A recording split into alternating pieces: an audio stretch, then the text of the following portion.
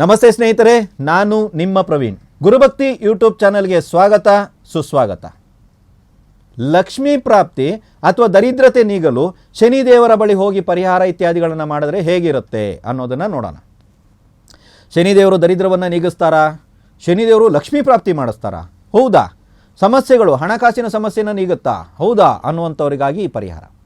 ಏನು ಮಾಡಬೇಕಂದ್ರೆ, ಯಾವುದಾದ್ರು ಒಂದು ಶುಕ್ರವಾರದ ದಿನ ಹತ್ತಿರದಲ್ಲಿರುವಂಥ ಶನಿ ಗುಡಿಗೆ ಹೋಗ್ಬಿಟ್ಟು ಬನ್ನಿ. ಶನಿದೇವರ ದೇವಸ್ಥಾನಕ್ಕೆ ಹೋಗಬೇಕು. ತುಂಬ ಜನ ಒಂದು ಮೆಸೇಜ್ ಹಾಕ್ತೀರಾ, ಆಂಜನೇಯ ದೇವಸ್ಥಾನಕ್ಕೆ ಹೋಗ್ಬೋದಾ ಅಂತ. ಅಲ್ಲ, ಶನಿದೇವರ ದೇವಸ್ಥಾನಕ್ಕೆ ಹೋಗಬೇಕು. ನನ್ನ ಜೊತೆ ಮಾತಾಡಬೇಕಂದ್ರೆ ನೀವು ನನಗೆ ಫೋನ್ ಮಾಡಬೇಕು, ಕರೆಕ್ಟಾ? ಯಾರಿಗೋ ಒಬ್ಬರಿಗೆ ಫೋನ್ ಮಾಡಿಬಿಟ್ಟು ನನ್ನ ಜೊತೆ ಮಾತಾಡಬೇಕಂದ್ರೆ ಹೇಗೆ ಸಾಧ್ಯ ಅಲ್ವಾ? ಸೊ ಇಲ್ಲಿ ಏನು ಮಾಡಿ ನೀವು ಅಂತ ಹೇಳಿದ್ರೆ, ಶನಿದೇವರ ಗುಡಿ ಅಂದರೆ ಶನಿದೇವರ ಗುಡಿನ ಮಾತ್ರ ತಗೊಳ್ಳಿ. ಸರ್ ನಮ್ಮ ಏರಿಯಾದಲ್ಲಿ ಇಲ್ಲ, ಬೇಡ ಬಿಡಿ, ನಾನು ದರಿದ್ರತೆಗೆ ಬಹಳಷ್ಟು ನಿವಾರಣೆಗೆ ಬಹಳಷ್ಟು ಪರಿಹಾರಗಳನ್ನ ಕೊಟ್ಟಿದ್ದೀನಿ, ಯಾವುದೋ ಒಂದು ಮಾಡ್ಕೊಳ್ಳಿ. ರೈಟ್. ಶುಕ್ರವಾರ ದಿವಸ ಶನಿದೇವರ ದೇವಸ್ಥಾನಕ್ಕೆ ಹೋಗಿ ಸ್ವಾಮಿಗಳನ್ನ ಪ್ರಾರ್ಥಿಸ್ಕೊಳ್ಳಿ, ಮಹಾತ್ಮನನ್ನು.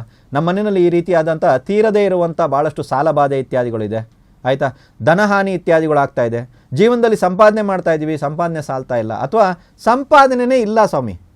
ದುಡಿಯೋ ಛಲ ಇದೆ, ಎಲ್ಲವನ್ನ ಮಾಡುವಂಥದ್ದಿದೆ, ಬಟ್ ನಮ್ಮ ಒಂದು ಯೋಗ್ಯತೆಗೆ ತಕ್ಕಂಥ ದುಡಿಮೆ ಇಲ್ಲ. ಹೀಗೂ ಕೂಡ ಇರುತ್ತೆ. ಕೆಲವರು ದುಡಿತಾ ಇರ್ತಾರೆ, ಬಟ್ ಅದು ಅವ್ರ ಲೆವೆಲ್ ಅಲ್ಲ. ಅದು ಆ ಲೆವೆಲಿಗೆ ತಕ್ಕಂಥ ದುಡಿಮೆ ಇರಲ್ಲ. ಆ್ಯಕ್ಚುಲಿ ತುಂಬ ಜನರಿಗೆ ಅದೊಂದು ನೋವಿರುತ್ತೆ. ಅಂಥವರೆಲ್ಲ ಇದನ್ನು ಮಾಡಬಹುದು. ಹೋಗಿ ಬೇಡ್ಕೊಂಡು, ಸ್ವಾಮಿ ನಾಳೆ ಬಂದು ನಾನು ನಿಮ್ಮನ್ನು ಕರ್ಕೊಂಡು ಹೋಗ್ತೀನಿ, ನೀವು ನಮ್ಮ ಮನೆಗೆ ಬರಬೇಕು. ನಮ್ಮ ಮನೆಯಲ್ಲಿರುವಂಥ ಆ ಸಾಲಬಾಧೆ, ಆ ದರಿದ್ರತೆ, ಅದೇನೇ ಇರಲಿ ಅದನ್ನು ನೀವೇ ನಿವಾರಣೆ ಮಾಡಬೇಕು ಅಂತ ಶನಿದೇವ್ರಿಗೆ ಹೇಳ್ಬೇಕು. ಕೆಲವರಿಗೆ ಇವಾಗ ಡೌಟ್ ಬರುತ್ತೆ, ಶನಿದೇವ್ರನ್ನ ಮನೆಗೆ ಕರ್ಕೊಂಡು ಹೋಗೋಲ್ಲ. ಅವ್ರನ್ನ ಮನೆಗೆ ಕರ್ಕೊಂಡು ಹೋಗಂಗಿಲ್ಲ ಸರ್, ಅಲ್ಲಿ ಪ್ರಸಾದ ಎಲ್ಲ ತೊಗೊಂಡು ಮನೆಗೆ ಹೋಗಂಗಿಲ್ಲ ಅಂತ ತುಂಬ ಜನ ಹೇಳ್ತಾ ಇರಂತೆ. ನಾನು ಹೇಳ್ದಂಗೆ ಮಾಡಿ ಸ್ವಾಮಿಗಳನ್ನ ಮನೆಗೆ ಕರ್ಕೊಂಡು ಹೋಗ್ತೀನಿ ಅಂತ ಹೇಳಿ. ನೀವು ನಿಜವಾಗ್ಲೂ ತಪ್ಪು ಮಾಡಿಲ್ಲ, ನಿಮ್ಮ ಜೀವನದಲ್ಲಿ ನೀವು ಬಹಳ ಉತ್ತಮರಿದ್ದೀರಾ ಅಂತ ಹೇಳಿದಾಗ ಶನಿದೇವರಿಗೆ ಹೆದರುಕೊಳ್ಳುವಂಥ ಅವಶ್ಯಕತೆಯೇ ಇಲ್ಲ. ಭಾಳಷ್ಟು ಜನ ಶನಿವಾರ ದಿವಸದ ಆಂಜನೇಯ ದೇವಸ್ಥಾನಕ್ಕೆ ಹೋದಾಗ ನಾನು ಯೋಚನೆ ಮಾಡೋದು, ಎಷ್ಟು ಜನ ಇದ್ದಾರಪ್ಪ, ಎಷ್ಟು ಜನ ಏನು ಭಯದಲ್ಲಿ ಬಂದು ಕೂತಿದ್ದಾರಪ್ಪ ಅಂತ. ಭಕ್ತಿಯಿಂದ ದೈವಗಳ ಹತ್ರ ಹೋಗಿ, ಭಕ್ತಿಯಿಂದ ದೇವರುಗಳ ಹತ್ರ ಹೋಗಿ, ದೇವತೆಗಳ ಹತ್ರ ಹೋಗಿ ನಿಜವಾಗ್ಲೂ ಕೆಲಸ ಆಗುತ್ತೆ. ಭಯದಿಂದ ಹೋಗ್ತಾ ಇದ್ದೀರಾ ನೀವು, ಅದು ಯಾರ ಭಯದಿಂದ? ಇವರ ಭಯದಿಂದ ಇನ್ನೊಬ್ಬರ ಹತ್ರ ಹೋಗ್ತಾ ಇದ್ದೀರಾ. ಅವ್ರ ಹತ್ರನೇ ಹೋಗ್ಬೋದಲ್ಲ, ಹೋಗಿ ಕಾಲಿಗೆ ಹಿಡಿಯಬೋದಲ್ಲ, ಸಾರಿ ಅಂತ ಅವ್ರ ಹತ್ರನೇ ಕೇಳ್ಬೋದಲ್ಲ. ಅಥವಾ ನೀವು ತಪ್ಪೇ ಮಾಡಿಲ್ಲ, ನೀವೆಲ್ಲ ಒಳ್ಳೆಯವರಿದ್ದೀರಾ ಅಂದರೆ ಯಾಕೆ ಹೋಗ್ತಾ ಇದ್ದೀರಾ? ದಂಡನೆ ಯಾಕೆ ಕೊಡ್ತಾರೆ? ಶನಿದೇವರು ಸುಮ್ಮನೆ ಬಂದ್ಬಿಟ್ಟು ರಾಶಿಗೆ ಬಂದಾಗ ಶನಿದೇವರು ದಂಡನೆ ಕೊಡುವಂಥದ್ದು ಯಾರು ಹೇಳಿರೋದು? ಇಲ್ವಲ್ಲ. ನಾನು ನಿಜವಾಗ್ಲೂ ಏನಾದ್ರು ತಪ್ಪು ಮಾಡಿದರೆ ತಾನೇ ದಂಡನೆ ಕೊಡ್ತಾರೆ, ಅದು ಸಾರಿ ಕೇಳ್ಬೋದಲ್ಲ. ಪರಿಹಾರ ಕ್ರಿಯೆಯಲ್ಲಿ ಬಹಳ ಉತ್ತಮವಾದ ಪರಿಹಾರ ಯಾವುದು ಗೊತ್ತಾ? ಸಾರಿ ಕೇಳ್ಬಿಡೋದು, ಕ್ಷಮೆ ಕೇಳೋದು. ಒಂದು ಸಲ ಕ್ಷಮಿಸಲ್ಲ, ಇನ್ನೊಂದು ಸಲ ಕೇಳಿ. ಆಗಲ್ಲ, ಇನ್ನೊಂದು ಸಲ ಕೇಳಿ, ಪ್ರಾಬ್ಲಮ್ ಏನಿದೆ ಅಲ್ವಾ? ಅದನ್ನು ಕೇಳುವಂಥದ್ದು. ಅದ್ರ ಬದಲಾಗಿ ಇವರಿದ್ದಾರೆ, ಇವರಿಂದ ತಪ್ಪಿಸ್ಕೊಳ್ಳೋಕೆ ಇನ್ನೊಬ್ಬರ ಹತ್ರ ಹೋಗಿ ನಿಂತಿರ್ತಿರಲ್ಲ, ಇವರು ಶಾಶ್ವತ ಇರಲ್ಲ, ಯಾವತ್ತೂ ನೆನ್ಪಿಟ್ಕೊಳ್ಳಿ. ಇವ್ರು ಒಂದು ಸ್ವಲ್ಪ ಆ ಕಡೆ ಈ ಕಡೆ ಆಯ್ತು ಅಂದರೆ ಇಲ್ಲಿ ಬೀಳುತ್ತೆ ಒದೆ. ಶಿವನನ್ನೇ ಬಿಟ್ಟಿಲ್ಲ, ಬ್ರಹ್ಮನನ್ನೂ ಬಿಟ್ಟಿಲ್ಲ, ವಿಷ್ಣುವನ್ನೇ ಬಿಟ್ಟಿಲ್ಲ ಅಂತ ತ್ರಿಮೂರ್ತಿಗಳನ್ನೇ ಬಿಡದೇ ಇರುವಂಥ ಶನಿದೇವರು, ಕರ್ಮಕಾರಕ ಶನಿದೇವರು ಏನಿದಾರೋ ನಿಮ್ಮನ್ನು ಬಿಡ್ತಾರಾ? ಯಾರು ಹೇಳ್ಕೊಟ್ಟಿರೋದು ಇದೆಲ್ಲ ಅಲ್ವಾ? ಯೋಚನೆ ಮಾಡಿ ನೋಡಿ. ಅಂಥವ್ರನ್ನೇ ಬಿಟ್ಟಿಲ್ಲ, ಅವರೆಲ್ಲ ಹೋಗಿ ಆಂಜನೇಯನ ಹಿಂದೆ ನಿಂತ್ಕೋಬೋದಾಗಿತ್ತಲ್ಲ. ಯೋಚನೆ ಮಾಡಿ ಸ್ವಲ್ಪ. ಯಾರಾದರೂ ಒಂದು ಹೇಳುವಾಗ ಸ್ವಲ್ಪ ತಲೆ ಓಡಿಸಿ, ಹೌದಲ್ವಾ? ಯೋಚನೆ ಮಾಡ್ಬೋದು. ಮತ್ತು ನಮ್ಮ ಕರ್ಮವನ್ನು ಯಾರಾದರೂ ಒಬ್ಬರ ಹತ್ರ ಹೋಗಿ ರೆಕಮೆಂಡೇಷನ್ ಮಾಡೋದ್ರಿಂದ ಶನಿದೇವರು ನಿಲ್ಲಿಸ್ತಾರಾ? ಶನಿದೇವರು ಅನ್ನುವಂಥದ್ದು ನಿಮ್ಗೆ ಹಂಗೆ ಅನಿಸ್ತಾ ಇದೆಯಾ? ರೆಕಮೆಂಡೇಷನ್ ಅಂದ್ರೂ ಕೂಡ ಸೈಲೆಂಟ್ ಆಗ್ತಾರೆ ಅಂತ ಇವಾಗ ಕೂತ್ಕೊಂಡು ಯೋಚನೆ ಮಾಡಿ. ಹೌದು ಸರ್, ರೆಕಮೆಂಡೇಷನಲ್ಲಿ ಶನಿದೇವರು ಸೈಲೆಂಟ್ ಆಗ್ತಾರೆ, ಯಾರಿಗಾರ ಅನಿಸ್ತಾ ಇದೆಯಾ? ಇಲ್ಲ. ಮತ್ತೆ ಏನು ಮಾಡ್ತಾ ಇದ್ದೀರಾ? ಗೊತ್ತಾಯ್ತಾ?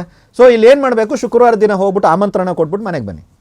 ಶನಿವಾರ ದಿನ ಹೋಗುವಾಗ ದೀಪ ತಗೊಳ್ಳಿ, ಸಾಸಿವೆ ಎಣ್ಣೆ ತಗೊಳ್ಳಿ, ಎಳ್ಳೆಣ್ಣೆ ತಗೊಳ್ಳಿ. ಓಕೆ, ಒಂದು ಚಿಕ್ಕದಾಗಿರುವಂಥ ಬಾಟ್ಲು ತಗೊಳ್ಳಿ, ಅಥವಾ ಅದರಲ್ಲಿ ನೀವು ಎಣ್ಣೆ ತೊಗೊಂಡು ಹೋಗಿರ್ತೀರಲ್ಲ ಆ ಬಾಟ್ಲ್ ಇದ್ರೂ ಪರವಾಗಿಲ್ಲ, ಆಯಿತಾ? ಸ್ವಲ್ಪ ಹಣವನ್ನು ತೊಗೊಂಡೋಗಿ, ಸ್ವಲ್ಪ ಹಣ, ಎಷ್ಟಾದರೂ ನಿಮ್ಮ ಇಷ್ಟ. ಅಲ್ಲಿಗೆ ಹೋಗಿ ಸ್ವಾಮಿಗೆ ಬಂದ್ಬಿಟ್ಟು ಎಳ್ಳೆಣ್ಣೆ ದೀಪವನ್ನು ಬೆಳಗಿಸಿಡಿ. ಕನಿಷ್ಠ ಪಕ್ಷ 2 ದೀಪ. ಸರ್ ಎಷ್ಟು ಸರ್? ಮಣ್ಣಿನ ದೀಪ 2, ಆಯಿತಾ? ಆ ಎಳ್ಳೆಣ್ಣೆ ದೀಪವನ್ನು ನೀವು ಬೆಳೆಸ್ಕಿಡ್ಬೋದು. ಅಥವಾ ಈ ದೀಪವನ್ನು ಸ್ವಲ್ಪ ಸ್ಟ್ರಾಂಗಾಗಿ ಪರಿಹಾರ ಮಾಡ್ತೀನಿ ಅಂದಾಗ ಈ ದೀಪಕ್ಕೆ ಸಾಸಿವೆ ಎಣ್ಣೆಯನ್ನು ಕೂಡ ಯೂಸ್ ಮಾಡ್ಬೋದು. ಮಿಕ್ಕ ಎಣ್ಣೆ ಸರ್, ಇವಾಗ ಎಳ್ಳೆಣ್ಣೆ ಅಥವಾ ಸಾಸಿವೆ ಎಣ್ಣೆ ಒಂದನ್ನು ಇಲ್ಲಿ ಯೂಸ್ ಮಾಡಿದ್ದೀವಿ, ಇನ್ನೊಂದಿದೆ, ಅದು ಸಾಸಿವೆ ಎಣ್ಣೆ ಇರ್ಬೋದು, ಎಳ್ಳೆಣ್ಣೆ ಇರ್ಬೋದು. ಇದನ್ನು ಏನು ಸರ್ ಮಾಡಬೇಕು? ಸ್ವಾಮಿಗೆ ಅಭಿಷೇಕಕ್ಕೆ ಕೊಟ್ಬಿಡಿ.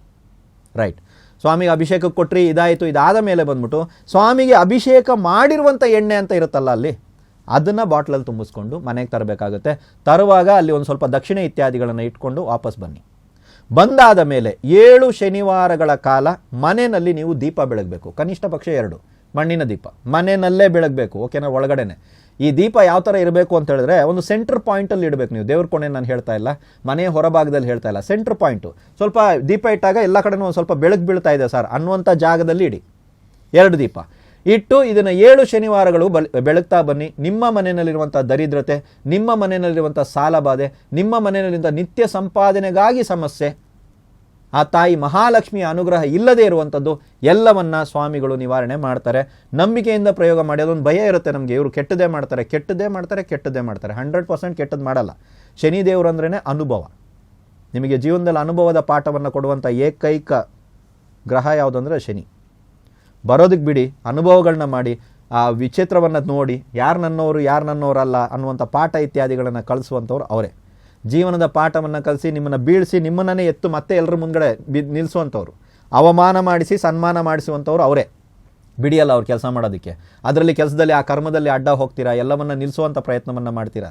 ನೀವು ನಿಲ್ಲಿಸಿದ್ರು ಕೂಡ ಕರ್ಮ ನಿಲ್ಲಲ್ಲ ಅನ್ನೋದನ್ನು ದಯವಿಟ್ಟು ಅರ್ಥ ಮಾಡಿಕೊಂಡು ಇನ್ನು ಮುಂದೆ ಆದರೂ ಶನಿದೇವ್ರನ್ನ ನೋಡುವಂಥ ದೃಷ್ಟಿಕೋನ ಬದಲಾಗಲಿ ಅನ್ನೋ ಕಾರಣಕ್ಕಾಗಿ ಈ ಪ್ರಯೋಗವನ್ನು ಕೊಡ್ತಾ ಇದ್ದೀನಿ. ಶನಿದೇವರಿಂದ ಲಕ್ಷ್ಮೀ ಪ್ರಾಪ್ತಿ ಖಂಡಿತವಾಗ್ಲೂ ಆಗುತ್ತೆ. ಎಲ್ರಿಗೂ ಒಳ್ಳೆಯದಾಗಲಿ.